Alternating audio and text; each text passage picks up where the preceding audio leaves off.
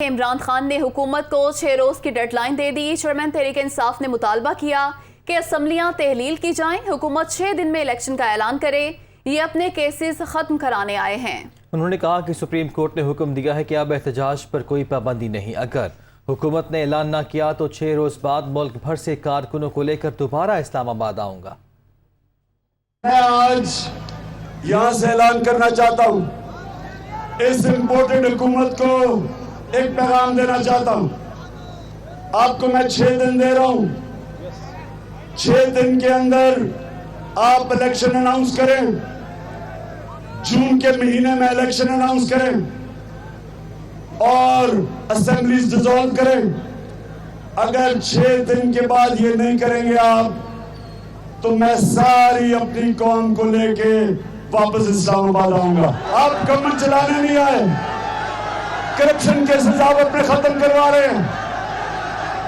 इसलिए 6 दिन अगर 6 दिन में आपने फैसला ना किया तो मैं सारी अपनी कौम को लेके इंशाल्लाह इस्लामाबाद आऊंगा।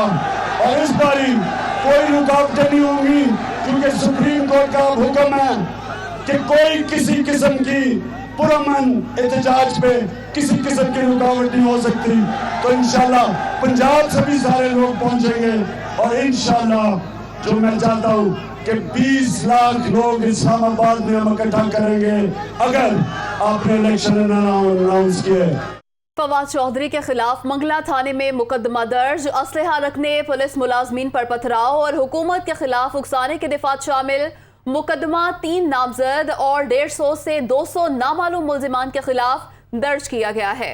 इससे पहले 4 मुकदमात लाहौर में भी दर्ज किए गए हैं। जेहलम से भी आपको अपडेट कर रहे हैं। फवाद चौधरी के खिलाफ मंगला थाने में मुकदमा दर्ज किया गया है और असलहा रखने, पुलिस मुलाजमीन पर पथराव करने और हुकूमत के खिलाफ अवाम को उकसाने की दफात इस मुकदमे में शामिल हैं। मुकदमा 3 नामजद और 150 से 200 नामालूम मुल्जिमान के खिलाफ दर्ज किया गया है। तो ये मुकदमात का सिलसिला भी अब जारी है। लॉन्ग मार्च तो ख़त्म हो गया, 6 दिन की डेडलाइन दे दी गई है तहरीक इंसाफ की जानिब से। अब ऐसे में मुकदमात का जो सिलसिला है वो शुरू हो गया है। इससे पहले हमने देखा लाहौर में तहरीक इंसाफ के रहनुमाओं के खिलाफ 4 मुकदमे दर्ज किए गए। अब जेहलम में फवाद चौधरी के खिलाफ मंगला थाने में मुकदमा दर्ज किया गया है, जिसमें असलहा रखने, पुलिस मुलाजिमीन पर पथराव करने और हुकूमत के खिलाफ उकसाने की दफात को शामिल किया गया है। और ये मुकदमा 3 नामजद और 150 से 200 नामालूम मुल्जिमान के खिलाफ दर्ज किया गया है। फवाद चौधरी के खिलाफ मंगला थाने में मुकदमा दर्ज कर लिया गया है। इसी पर बात करेंगे। नुमाइंदा दुनिया न्यूज फिदा हुसैन हमारे साथ मौजूद हैं। फिदा हुसैन, बताइएगा आपके पास क्या तफसीलात हैं? जी, ये थाना मंगला में वाकई वजीर फवाद चौधरी समेत उसके भाई फराज समेत 200 अफराद के खिलाफ मुकदमा दर्ज कर लिया गया है। मुकदमा इश्तिहाल अंगेजी, धमकियां देना और 144 की खिलाफ वर्जी के तहत दर्ज किया गया है। हुकूमत इस प्रकार के गैर कानूनी रैलियों पर पाबंदी लगा रखी थी, जिसकी वजह से ये दफा 144 के तहत जो मुकदमा दर्ज किए गए हैं। फवाद चौधरी की क़ियादत में मालूम अफराद ने गाड़ियों और पुलिस पर पथराव किया था। बिल्कुल ठीक है फिदा, आपने अपडेट किया, आपका शुक्रिया। नाजरीन, आपको बताते चलें कि फवाद चौधरी के खिलाफ भी थाना मंगला में मुकदमा दर्ज किया गया है। आम खबर शामिल करते हैं। तहरीक इंसाफ के खिलाफ कार्रवाई से मुतालिक सुप्रीम कोर्ट में समाअत। हम अदालत में किसी पर इल्ज़ाम लगाने के लिए नहीं बैठे, चीफ जस्टिस की जानिब से रिमार्क्स दिए गए। ये भी कहा गया कि सुप्रीम कोर्ट आइनी हुकूक के लिए तहफ़्फ़ुज़ के लिए यहाँ पे बैठी है। अटॉर्नी जनरल साहब, आप कहना चाहते हैं कि अदालत के अहकामात पर अमल नहीं किया गया। चीफ जस्टिस ने यह भी कहा कि आप ये कह रहे हैं कि कुछ लोग जख्मी हुए, इसके बाद कानून नाफिज करने वाले इदारों ने एक्शन शुरू किया। इस पर बात करेंगे। नुमाइंदा दुनिया न्यूज मोहसिन एजाज हमारे साथ मौजूद हैं। मोहसिन, बताइएगा क्या समाअत हुई?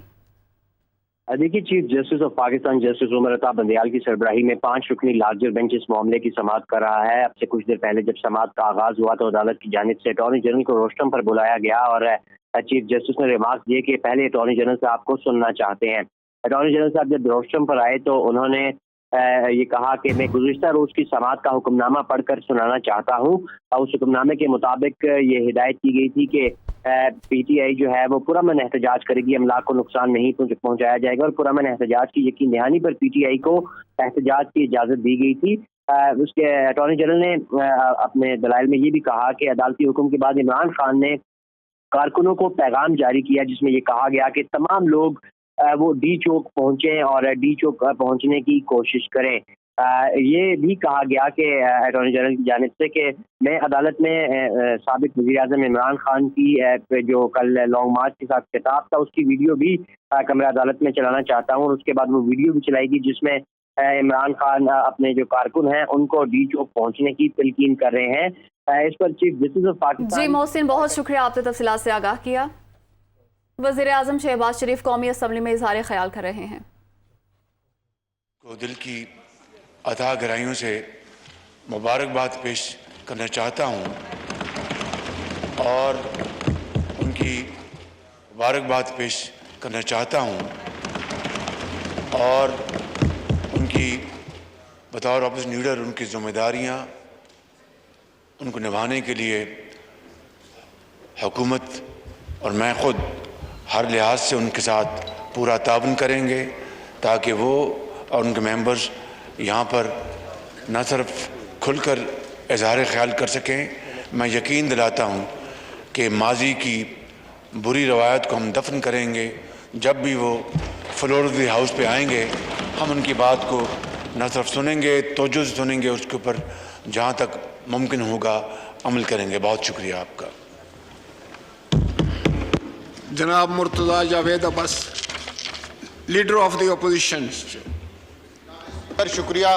मैं वज़ीर-ए-आज़म साहब ने जिन ख्यालात का इज़हार किया है उस पर उनका शुक्रिया अदा करता हूँ और इंशाअल्लाह हम पूरी कोशिश करेंगे कि यहाँ पर अपना एक मुस्बत रोल अदा करें और जो कोई हमें खामी नज़र आएगी वो यहाँ पे हाउस के अंदर भी वज़ीर-ए-आज़म साहब के इल्म में लाएंगे और कोशिश करेंगे कि इस हुकूमत को जहाँ भी कोई हमारी ज़रूरत पड़े, जहाँ किसी चीज़ की निशानदेही की ज़रूरत पड़े तो वो हम निशानदेही ज़रूर करेंगे, लेकिन इंशाल्लाह हमारा एक मुस्बत रोल होगा।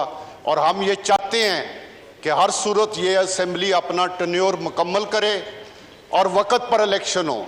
हम किसी सूरत भी ये नहीं चाहते कि कोई साजिश करके या किसी फितने के ज़रिए इलेक्शन जो एक टन्योर है उसको तोड़ने की कोशिश की जाए। हमारी तरफ से ये भरपूर रोल अदा किया जाएगा कि इलेक्शन वक्त पे हो, ताकि इस मुल्क में जो पहले भी अल्लाह का शुक्र है कि 2 इलेक्शन वक्त पे हुए हैं और ये इलेक्शन भी इंशाल्लाह वक्त पे हो और हमारा तावन इनके साथ जारी रहेगा। बहुत शुक्रिया। जनाब मुर्तज़ा जावेद अब्बासी साहब, minister for parliamentary affairs. I wish to move under Rule 288 of the Rules of Procedure and Conduct of the Business in the National Assembly 2007 that the requirement of the Rule 69 of the said rules be suspended in respect of question hour for today, the 26th May 2022, and start questions be treated as unstart.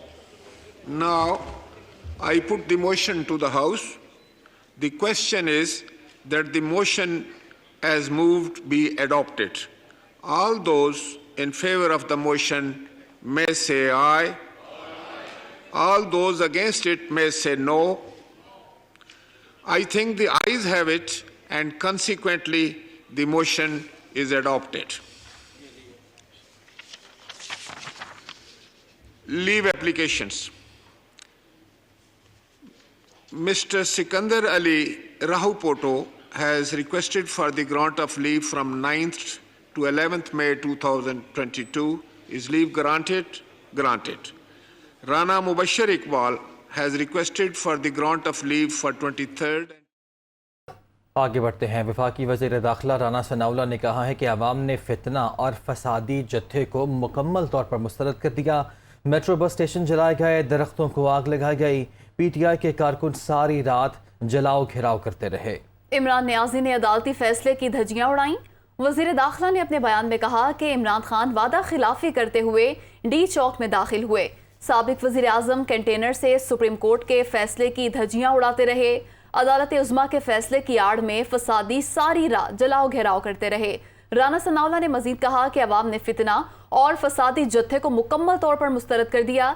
Islamabad police और rangers के एहलकारों को खिराज तहसीन पेश करते हैं। वफाकी वज़ीर इत्तलात मरियम औरंगजेब का कहना है कि हुकूमत और इत्तेहादी जब चाहेंगे तब इंतखाबात होंगे। कल से अल्टीमेटम देने वाला आज बनी गाला जाकर सो गया। मरियम औरंगजेब ने कहा है कि पूरी कौम ने इमरान खान को मुस्तरद कर दिया। इमरान खान के साथ सिर्फ चंद अफराद आए। हुकूमत और इत्तेहादी जब चाहेंगे इंतखाबात होंगे। अवाम ने इंतशार की सियासत को मुस्तरद कर दिया। हुकूमत को कल से अल्टीमेटम देने वाला बनी गाला जाके सो गया। तहरीक इंसाफ के एहतजाज की बात कर लेते हैं। एहतजाज के बाद सिटिंग नहीं हुआ, धरने का ऐलान जो मुखर किया गया है। इमरान खान की जानिब से 6 दिन की डेडलाइन दी गई है। अभी ताज़ा सूरत हाल क्या है? डी चौक में हमारे नुमाइंदे हमारे साथ मौजूद हैं। इसके साथ साथ लाहौर में भी हमारे नुमाइंदगान हमारे साथ मौजूद होंगे। इस वक्त हमारे नुमाइंदे यासिर मलिक हमारे साथ, कमरुल मुनव्वर हमारे साथ मौजूद है इस्लामाबाद से। कमर बताएगा, ऐलान कर दिया गया, 6 दिन की डेडलाइन दे दी गई, क्या कारकुनान मुंतशिर हो गए?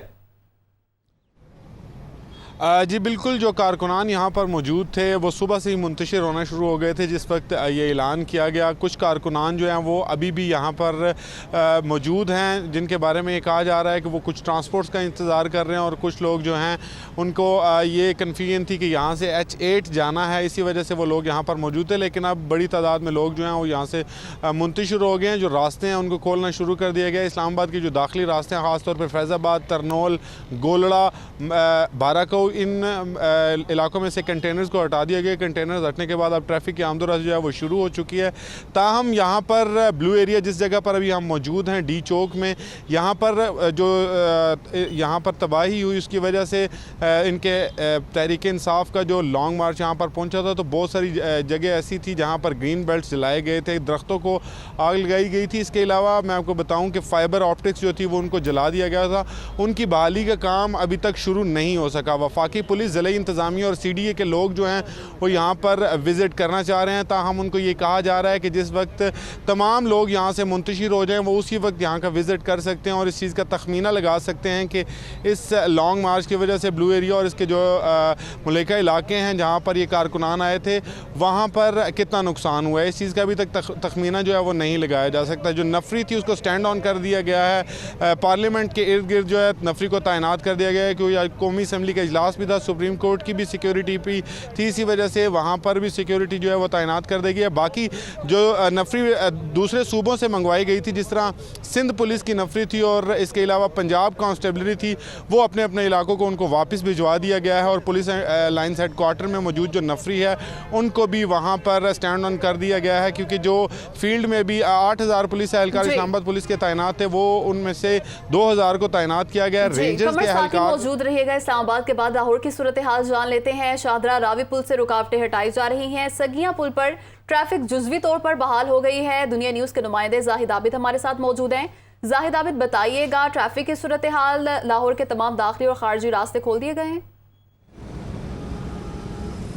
जी बिल्कुल, पाकिस्तान तहरीक इंसाफ के मार्च में शुरा को रोकने के लिए इंतजामिया की जानिब से जो इक़दाम किए गए थे वो अब रिवर्स होने शुरू हो चुके हैं। तकरीबन 1 से 1.5 घंटा पहले रुकावटें हटाने का काम शुरू कर दिया गया था। इस वक्त हम रावी पुल पर मौजूद हैं। यहाँ पर शाहदरा के लिए जो सबसे अहम पॉइंट था GT रोड के लिए, इसे बिल्कुल सील कर दिया गया था और तकरीबन 48 घंटे तक ये बिल्कुल इस शहर और शाहदरा के दरमियान कोई राब्ता नहीं रहा था, जिसके बाद तकरीबन आज 11 बजे रुकावटें हटानी शुरू की गई। इसमें एक मसला आना ये शुरू हो गया था कि जो कंटेनर्स खड़े किए गए थे उनकी हवा निकाली गई थी, जिसकी वजह से वहाँ से उन्हें हटाना मुश्किल हो रहा था। और दूसरे कई कंटेनर ऐसे थे जिनके ड्राइवर्स मौजूद नहीं थे, जिनकी वजह से उन्हें वहाँ से हटाया नहीं जा रहा था। लेकिन अब काफ़ी हद तक ट्रैफिक तकरीबन बहाल हो चुकी है। लाहौर शहर में आने और जाने वाली ट्रैफिक इस वक्त शाहदरा रावी खबर है कि पुल ट्रैफिक बहाल हो चुकी है और आवाम जो परेशानी का शिकार थे वो सुख का सांस अब ले सकेंगे। जाहिद आबिद, आपने लाहौर से अपडेट किया और कमरुल मुनव्वर आपने डी चौक इस्लामाबाद से अपडेट किया। आप दोनों का शुक्रिया अदा करेंगे।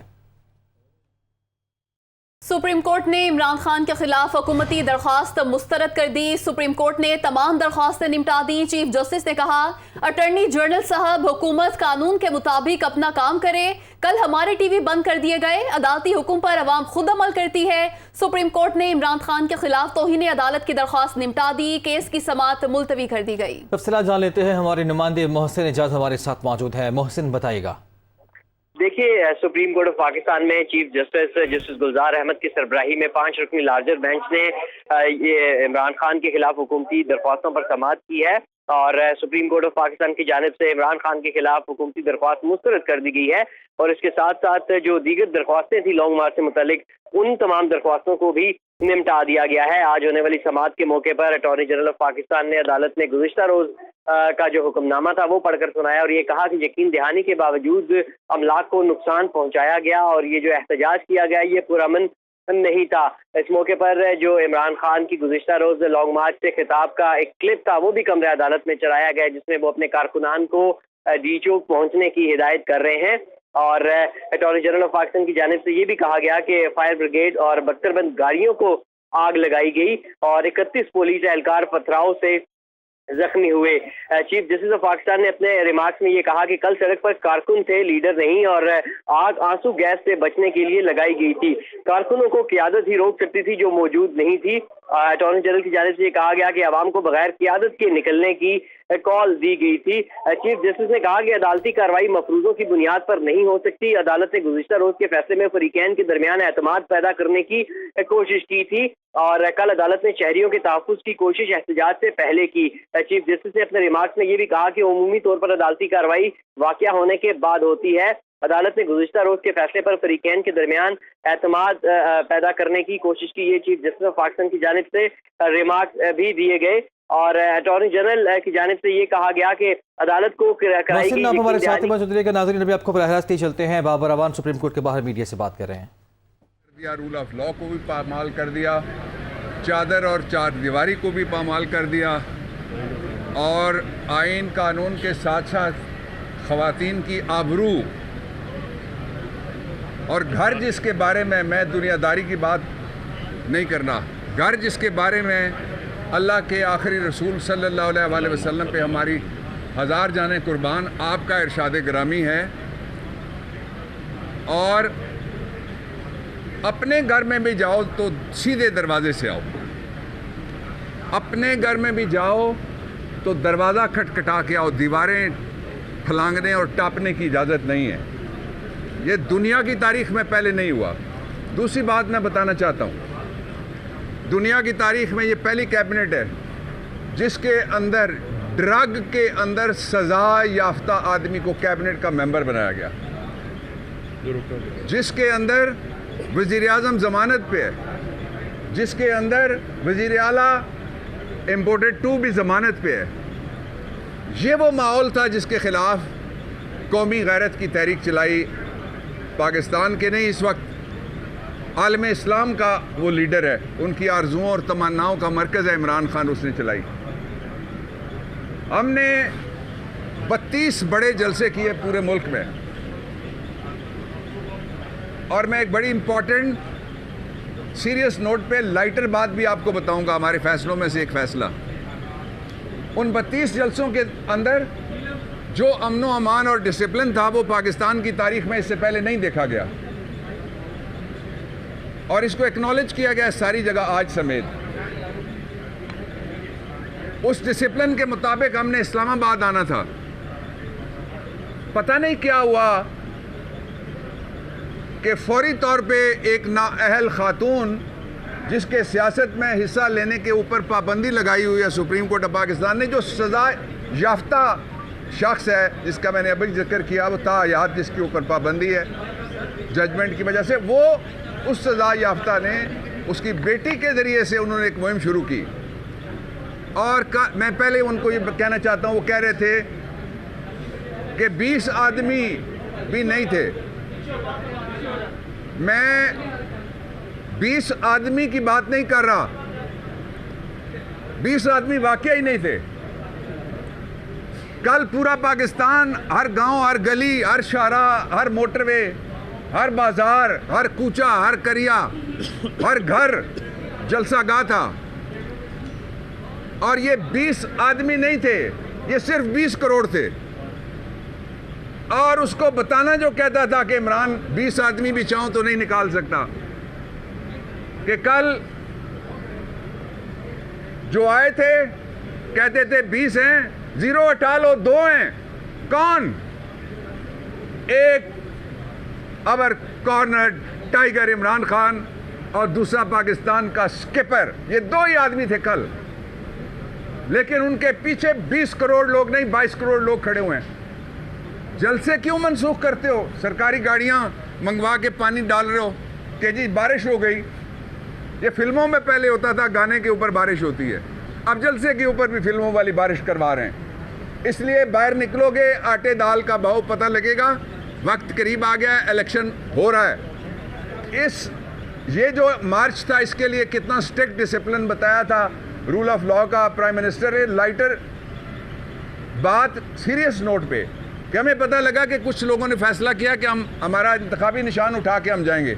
सीरियसली मना कराया गया, अगरचे वो बल्ला है लेकिन कहा जाएगा मुसल्ला होके कोई आया है। उसके बाद अब दूसरा इसका मरला आ गया। वो दूसरा मरला ये है कि पाकिस्तान के अंदर इस वक्त भी इस्लामाबाद हाई कोर्ट के जो पिछले साल प्रेसिडेंट थे, पिंडी हाई कोर्ट के सरदार राज़िक यहाँ कहीं खड़े हैं, वो लिस्ट लेके आए जिन लोगों को रिहा नहीं किया गया। पिंडी की अभी भी सड़कें, फैज़ाबाद के ऊपर भी सड़कें बंद हैं। अब चूँकि हुक्म हो गया, इंशाल्लाह ये सारी खुलेंगी। अगली दफ़ा इससे डबल तादाद आएगी। 6 दिन के पीछे क्या विजडम है जो 6 दिन इमरान खान ने दिए हैं। एक विजडम ये है कि कोई हमसे गिला ना करे कि हमने किसी जगह के